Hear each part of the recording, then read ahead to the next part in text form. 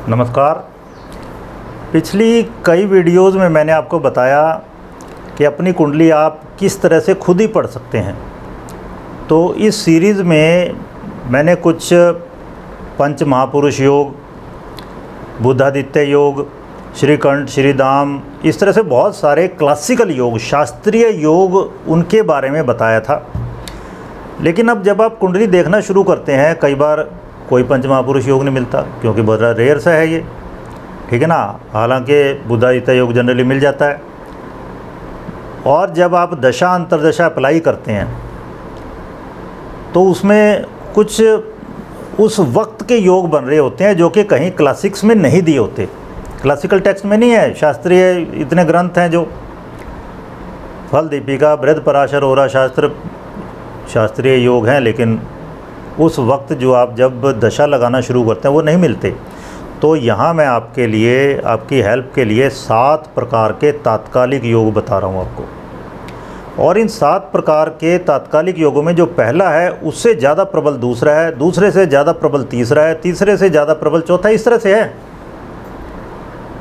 और ये सभी के लिए हेल्पफुल होंगे। इनको आप आराम से ध्यान से सुनिए और लगाना है कुंडलियों पर, और कोई भी समस्या हो मैं हेल्प करने के लिए तैयार हूँ।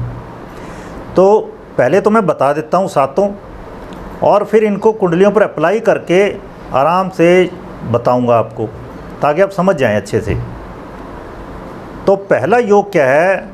2 या 2 से अधिक ग्रह किसी एक ही भाव में बैठे हों, 2 और more than 2 planets in conjunction in any house, किसी भी एक भाव में बैठे हों, 2 या 2 से ज़्यादा ग्रह, तो ये योग बन गया, एक संबंध बन जाता है ग्रहों में। अब वे 2 ग्रह किसी भावों के, किसी भावों के स्वामी होंगे, उनमें संबंध बन गया। जिस तरह आप किसी घर के स्वामी हैं या कहीं रहते हैं, दूसरा कहीं और का है, तो आप इकट्ठे होते हो, तो आप देखो आपके घर का इफ़ेक्ट वहाँ पे चला गया, या वहाँ का इफ़ेक्ट आपके घर तक जाएगा, ये मतलब है सीधा। दूसरा है 2 या अधिक ग्रह एक दूसरे को देख रहे हो, एस्पेक्ट आपको बताया था। एक तो जनरल 7th एस्पेक्ट, मतलब आमने सामने। एक विशेष दृष्टियाँ भी होती हैं, जिस तरह सूर्य की 7वीं ही है, चंद्रमा की 7वीं ही है, मंगल की 7वीं के अलावा 4थी और 8वीं भी है, बुध की केवल 7वीं दृष्टि है, बृहस्पति की 5वीं और 9वीं भी है 7वीं के अलावा, शुक्र की 7वीं दृष्टि है, शनि की 7वीं के अलावा 3री और 10वीं भी है। और राहु केतु का हम पहले भी बता चुके हैं, राहु केतु की कोई दृष्टि नहीं है। क्यों नहीं है, इसके बारे में मैं वीडियो डाल चुका हूँ। Rahu Ketu just they influence by their own position, जहाँ वो बैठे हैं बस उस भाव को, जिस ग्रह के साथ बैठे हैं उसको प्रभावित करते हैं, ठीक है। तो देख रहे हूँ इसको, अभी हम लेंगे कुंडलियाँ, तो थोड़ा धीरज रखिए। तीसरा है कोई ग्रह अपने भाव में बैठे ग्रह को देख रहा हो, कोई ग्रह अपने भाव में बैठे हुए ग्रह को देख रहा हो, अभी बताते हैं। चौथा, कोई ग्रह जिस ग्रह के भाव में बैठा है उसको देख रहा हो। थोड़ा ट्रिकी सा हो रहा है, कोई बात नहीं, थोड़ा धीरज रखो। 5वां है 2 ग्रह एक दूसरे के भाव में बैठे हों, इसको कहते हैं राशि परिवर्तन योग या भाव परिवर्तन। मतलब ठीक है ना, एक ग्रह दूसरे के भाव में बैठ गया, दूसरा ग्रह पहले वाले के में चला गया, इस तरह से। फिर 2 ग्रह एक दूसरे के भाव में तो बैठे हों, ठीक है, एक्सचेंज तो हो ही गया, उनमें से कोई एक दूसरे को देख रहा हो, उनमें से कोई एक दूसरे को देख रहा हो। और फिर सबसे प्रबल योग है 2 ग्रह एक दूसरे के भाव में भी बैठे हों और एक दूसरे को देख भी रहे हों। अब ये 7 योग बनते हैं, अब इनको समझिए। पहला योग क्या है? 2 या 2 से अधिक ग्रह एक ही भाव में बैठे हों। अब यहाँ महात्मा गांधी जी की कुंडली, जो हम बहुत पहले से रेफ़र करते आ रहे हैं, उनकी देखिए।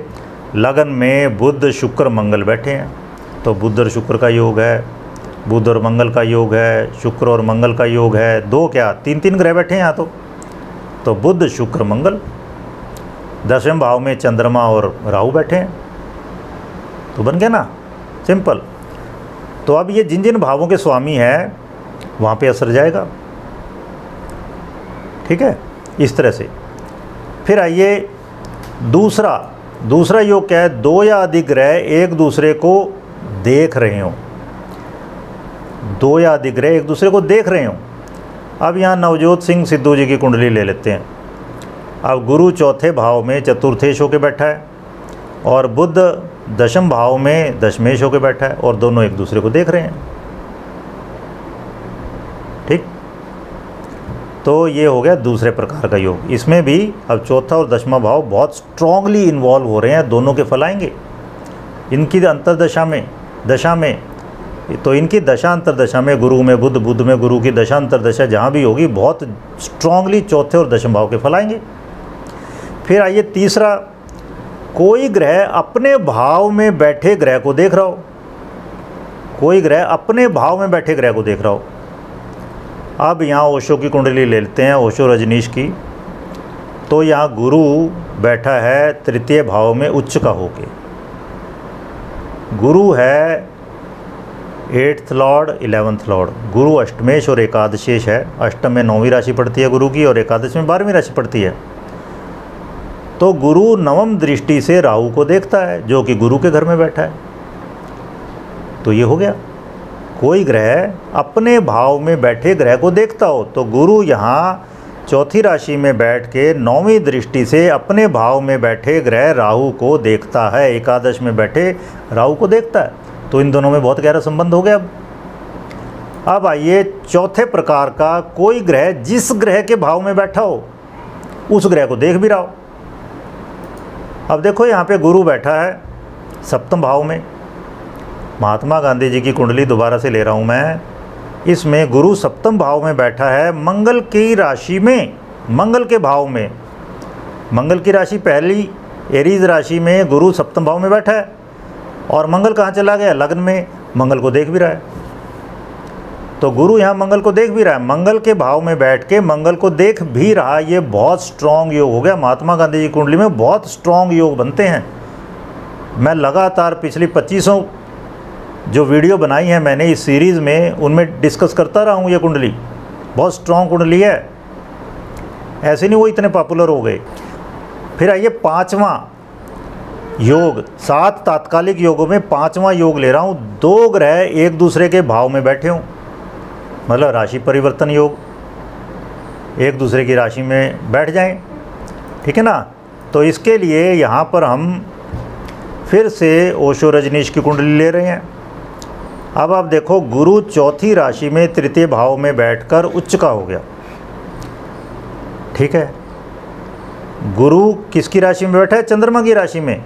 चंद्रमा कहाँ चला गया, अष्टम भाव में गुरु की 9वीं राशि में।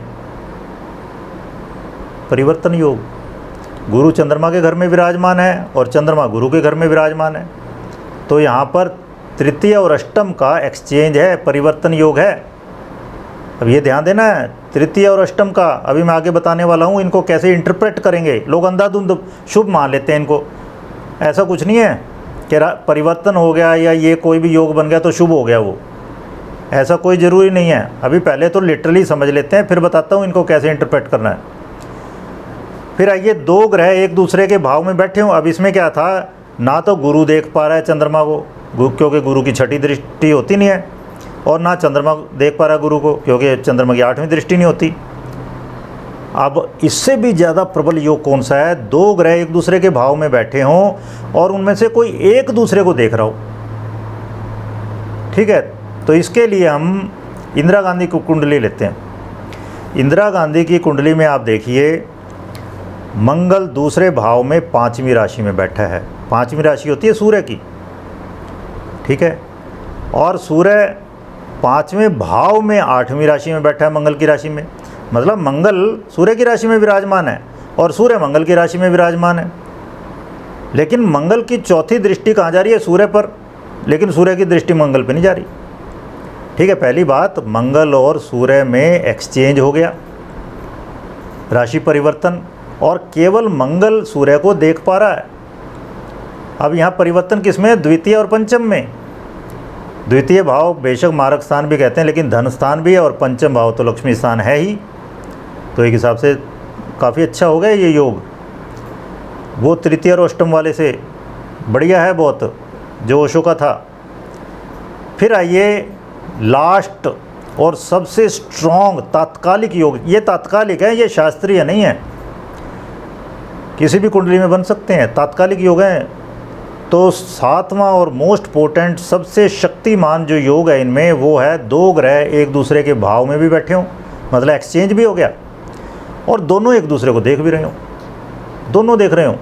ये सबसे स्ट्रॉन्ग योग बनता है इन 7 में। तो दोबारा से इंदिरा गांधी की कुंडली लेते हैं। इंदिरा गांधी की कुंडली में आप देखो लग्नेश, लग्न में कौन सी राशि है? चौथी राशि का स्वामी कौन हुआ? चंद्रमा। वो कहाँ चला गया? सप्तम भाव में। सप्तम भाव में कौन सी राशि है? 10वीं। उसका स्वामी कौन हुआ? शनि। वो कहाँ चला गया? लग्न में। एक्सचेंज, लग्नेश और सप्तमेश का एक्सचेंज, लग्न और सप्तम का एक्सचेंज, ये सबसे स्ट्रॉन्गेस्ट योग है। लेकिन मैंने क्या कहा था आपको, स्ट्रॉन्गेस्ट का मतलब ये नहीं है शुभ है, ये समझ लीजिए। ये परिवर्तन किस में है? लग्न और सप्तम में। सप्तम जो मारक स्थान है, ये परिवर्तन किस में है? शनि और चंद्रमा है, जो कि परस्पर शत्रु हैं। तो आप देखो उनको पति का सुख पूरा नहीं मिला। शनि और चंद्रमा में एक्सचेंज है। यहाँ पे इंदिरा गांधी की कुंडली में 3 प्रकार के एक्सचेंज है, 2 तो मैं बता चुका, तीसरा एक और है एकादशेश और षष्ठम में। एकादश और षष्ठ में छठे का स्वामी गुरु वो चला गया 11वें में, 11वें का स्वामी शुक्र वो आ गया छठे में। अब आप देखो क्या है यहाँ पर, 6 और 11 का एक्सचेंज। 11वां भाव तो चलो बढ़िया है, लेकिन 6 का छठा भाव रोग ऋण शत्रु, तो कहाँ बढ़िया रहा। और वैसे भी इनमें षडाष्टक योग बन गया। तो ग्रहों में षडाष्टक योग तो वैसे अच्छा नहीं माना जाता। अब जब इनकी दशा अंतर्दशा चलेगी तो अच्छे फल में आएंगे ही नहीं। तो इसलिए अब समझिए ये जो चीज़ मैं बताने वाला हूँ बहुत ही ज़रूरी है। एक तो दिमाग से ये निकाल दो कि ये तात्कालिक योग बनते हैं या एक्सचेंज होता है तो शुभ ही फल होते हैं, ऐसा कुछ नहीं है। बस उनमें बहुत बढ़िया संबंध बन जाता है, बहुत स्ट्रॉन्ग संबंध बन जाता है।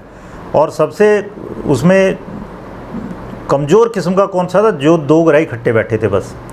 और सबसे पोटेंट क्या है? दोनों एक्सचेंज कर लें एक दूसरे को, राशि परिवर्तन हो जाए और एक दूसरे को देखें भी। ये बिल्कुल ऐसे है कि आप दिल्ली में रहते हो, एक आपका साथी बॉम्बे में है, आप वहाँ चले जाओ, उसका घर उसमें रहने लग जाओ, उसका ट्रांसफ़र दिल्ली हो गया और आपस में रोज़ बातें भी करते रहो। लेकिन अब आपकी बनती कितनी आपस में? दोस्ती है, दुश्मनी है, क्या है? उस पर डिपेंड करता है आप दोनों का घर एक जैसा है या नहीं, किसको ज़्यादा फ़ायदा हो गया, इस तरह की बातें। तो अब समझिए, तो फल के लिए क्या क्या चीज़ें देखनी है। सबसे पहले आपने देखना है किन किन भाव स्वामियों का परिवर्तन हुआ है, किन किन भाव स्वामियों का परिवर्तन हुआ है। ठीक है ना। मान लो 6, 8, 12 का आपस में हो गया, कोई बुरी बात नहीं है। हर्ष, सरल, विमल योग, इस तरह से विपरीत राजयोग कह देते हैं उसको। तो अब जिनका एक्सचेंज हुआ है, ऐसे सोचो भाई, दशम का पंचम के साथ हो गया, मतलब त्रिकोण भाव, ऐसे समझिए त्रिकोणों का, त्रिकोण भाव के स्वामियों का केंद्र भावों के स्वामियों के साथ हो जाए। 2, 11 जो धन स्थान है उनका केंद्रों त्रिकोणों के स्वामियों के साथ परिवर्तन हो जाए, तब हम अच्छा मानेंगे। अब 6, 8, 12 का उनके स्वामी है जो उनका परिवर्तन हो जाए केंद्रों के स्वामियों के साथ, त्रिकोणों के स्वामियों के साथ, 2, 11 के स्वामी के साथ, तो कबाड़ा हो जाएगा, शुभ फल नहीं मिलने वाले कोई। तो पहले तो हमेशा ये देखना है किन किन भावों के स्वामियों का परिवर्तन हुआ है। ठीक है। फिर उनको देखो दूसरे नंबर पे, वो परस्पर मित्र हैं, शत्रु हैं। अब शनि और सूर्य का एक्सचेंज हो गया, शत्रु हैं।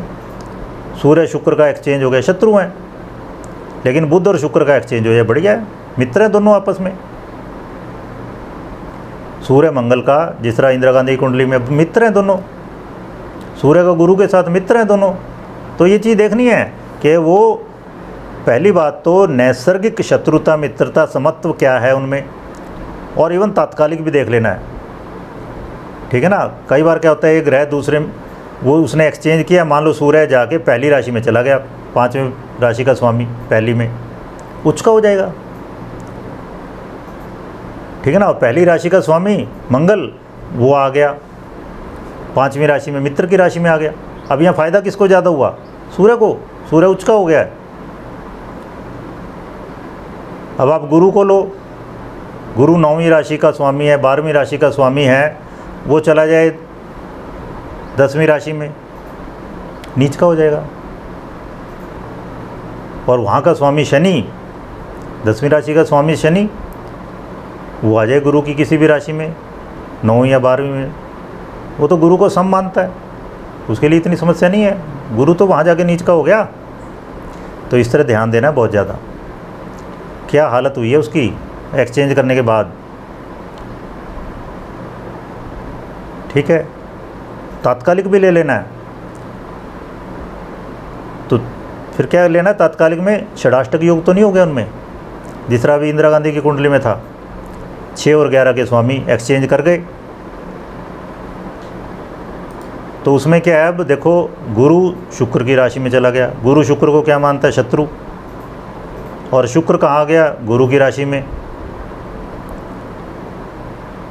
शुक्र फिर भी सम मानता है, और किन में एक्सचेंज है, 6 और 11 में। 11वें भाव का वैसे नाश हो गया वहाँ पे आके, और छठे का स्वामी 11वें में चला गया।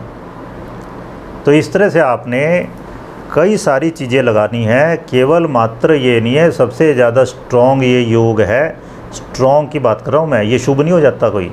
हाँ, जो क्लासिकल योग, जो शास्त्रीय योग हमने पीछे MA इग्नू से जो कर रहे हैं, उनकी हेल्प के लिए एक कोर्स करवाया था वैदिक ज्योतिष पर, बहुत बड़ा कोर्स किया था हमने 6 महीने का। उसमें हमने बहुत डिटेल में बताया था शास्त्रीय योग शुभ है तो शुभ ही फल देंगे जब जब उनकी दशांतर दशा आएगी। मान लो रुचक महापुरुष योग है, हंस महापुरुष योग है, मालव्य महापुरुष योग है, बुद्धादित्य योग है, अमला योग है, ठीक है ना। तो ये इनके शुभ फल ही होने हैं। और दूसरी तरफ चंद्रमा मान लो अकेला बैठा है तो उसके अशुभ फल ही आएंगे, ठीक है ना। शकट योग है तो अशुभ फल ही आएंगे उसके। लेकिन यहाँ पर डिपेंड करेगा, ये जो 7 तात्कालिक योग मैंने बताया, यहाँ डिपेंड करेगा कि किन भावों में एक्सचेंज हुआ है, किन ग्रहों में एक्सचेंज हुआ है, उनकी परस्पर मैत्री है या शत्रुता है, और एक्सचेंज होने के बाद उनकी सिचुएशन क्या हो गई। और इसी तरह कंजंक्शन में 2 ग्रह या 2 से ज़्यादा ग्रह इकट्ठे बैठे हैं तो वो परस्पर मित्र हैं या शत्रु है। अब आप सोचो शनि और चंद्रमा इकट्ठे बैठ जाएं तो ये तो 7.5 बिल्कुल जो दूसरा चरण होता है वो वाला हाल हो जाएगा कि चंद्रमा के ऊपर शनि आ जाता है, क्या हाल होता है उसका। तो वो हमेशा ही रहेगा, खासकर जब उनकी दशांतर दशा आएगी और ऊपर से 7.5 भी दोबारा से शुरू हो जाए। तो इस तरह से आपने ज्योतिष, इसलिए सुपर साइंस कहते हैं ज्योतिष को। 1-2 फैक्टर नहीं है केवल, जितने ज़्यादा अप्लाई करोगे उतने ही बढ़िया फल आएंगे। कोई भी आपके प्रश्न है इससे संबंधित, आप मुझे दिए गए नंबर पर कांटेक्ट कर सकते हैं। और अभी हम ज्योतिष शास्त्र में ही जो उपाय हैं उनके बारे में एक बहुत डिटेल में कोर्स करने वाले हैं। मंत्रों के द्वारा उपाय, रत्नों के द्वारा उपाय, रंगों के द्वारा उपाय, औषधियों द्वारा, मतलब खाने पीने की चीज़ें हैं उनके द्वारा उपाय, स्नान शास्त्र है पूरा, दान शास्त्र, किसको दान करना चाहिए किसको नहीं करना चाहिए, पात्र कब करना चाहिए, इन सब का शास्त्र है। आप देखो हमारे यहाँ कुंभ स्नान है, पूर्णिमा स्नान, अमावस्या स्नान, कार्तिक स्नान, वो भी उपाय हैं ज्योतिष के। ये कुंभ स्नान क्या है, कुंभ स्नान का वास्तु भी है, ज्योतिष भी है। पर्टिकुलर टाइम पे कुंभ मेला लगता है जब गुरु एक विशेष राशि में आता है। सूर्य के हिसाब से मंथ डिसाइड होता है, चंद्रमा के हिसाब से तिथियां डिसाइड होती हैं। और वास्तु क्या है, जगह, पर्टिकुलर जगहों पे ही लगता है वो। वास्तु क्या है, जगह, स्थान। तो हर एक चीज़ का लॉजिक है, तर्क है। जो भी आप में से उपाय में इंटरेस्टेड हैं तो आप हमें कांटेक्ट कर सकते हैं। धन्यवाद।